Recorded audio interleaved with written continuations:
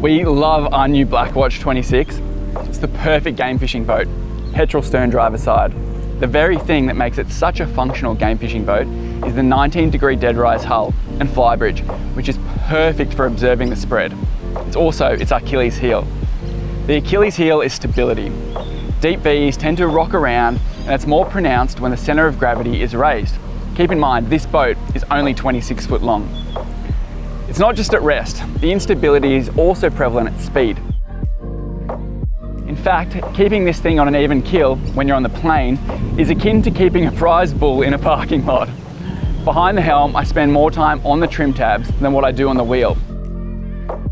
All right, so we're at the Black Watch 26, and we're just going to run you through what the process is to get this beast onto the plane. Now, it is a heavy boat, and it doesn't have a huge amount of horsepower, so it does take a little bit of work. We've got the original trim tab system, which is in this boat. Now, it's just two black switches, up, down, and sort of port and starboard. So you are guessing a lot of the time where the tabs actually are. So instead of sort of starting with them in a down position, I just leave them up just to avoid any confusion about where they are. So I'll zero them both out, all into the upright position. I'm going to trim the stern drive right in, and we'll start giving a little bit of throttle.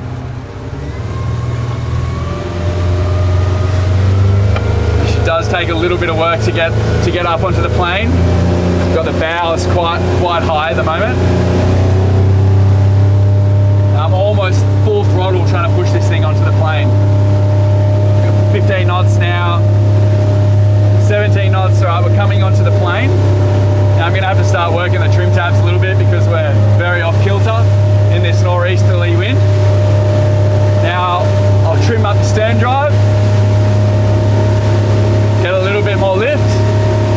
Still working the tabs though, I've got no idea where they are. There we go.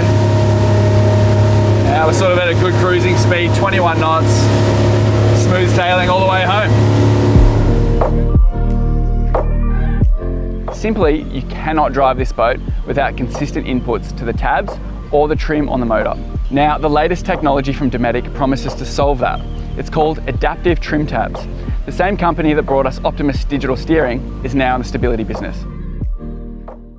Very lucky, this is actually the first system to be installed and running here in Australia, so great hands-on experience for us all and great to be actually able to get the product out there into the marketplace. The fact that it is a flybridge boat, we've got a fair bit of weight up top. It is also a small boat and single stern drive Mercury, so a little bit lower on the power side, so just also being able to get out of the hole. So the great thing is with the adaptive trim tab system that we've got here, it's got what's called hole shot mode. So really what that's about is as you put the throttle down, just kicks the tabs down automatically, gets you out of the hole and brings you up. So hole shot mode, really looking forward to seeing that in operation.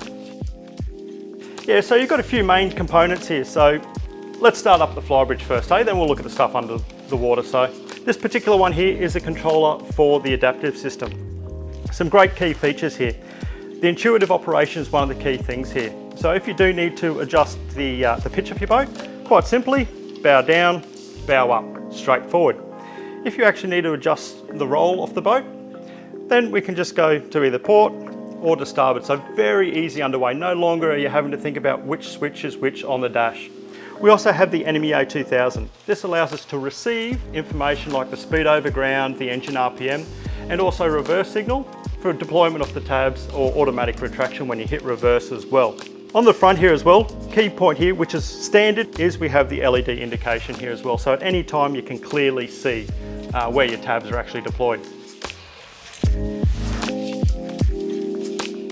But a great feature there as well is with the adaptive, or the Optimus adaptive is, we bring up that display straight on the navigation screen. So on this Black Watch, we've got a SIMRAD screen, but works on the Raymarines, the Garmins, the Furunos, everything for example. Below the waterline, so the key thing here with our Seastar trim tabs is they are electric. So we've gotten away from the hydraulics. It is just that one data cable that goes up to the flybridge or to the lower helm, for example, for your controller. And simple positive and negative connections there as well. So that there just needs a 20 amp fuse or circuit breaker connected directly to the battery. So the boat was based down here at Akuna Bay. So we utilised Brad Francis from Francis Marine to do the fit out on this boat. Now we removed the existing trim tab system. What did that mean? We actually chose to keep the same trim plates and essentially just change the actuators. It was the simplest, easiest option. And how easy that actually was, our brackets that come with the actuators for where it mounts through the transom do actually line up exactly with the replacement system. So it was a like-for-like swap out, very simple and easy. And up here on the helm, all it was removing the old rocker switches system, enlarging the hole a little bit, so it allowed our dial controller to go in there. And again, it covered up all the existing holes, so there wasn't need for a new dash or for any fiberglass repairs. So, how does it all work? Well, it's a digital system with inputs sent via a dial at the helm. The signals are sent via the CAN bus network to the actuators that dictate the trim position. There are also pre-programmed positions for takeoff and optimum cruising, but more on that later. Let's have a look at the components. This dial replaces the trim tab switches. The adjustable LEDs indicate the trim tab position. We can also turn the dial manually to level the boat as conditions change, removing any roll. You can also see this data on the SIMRAD displays. The beauty of this system is that it won't change the pitch of the boat. In other words, it won't raise or lower the bow in response to adjusting the trim. It only changes roll, which is ideal. Usually when we fix one problem, we create another, but not with these smart little babies. Of course, we can also change the pitch. We can do this by tapping the button, which gives us precise increments, or hold it down for a continual response.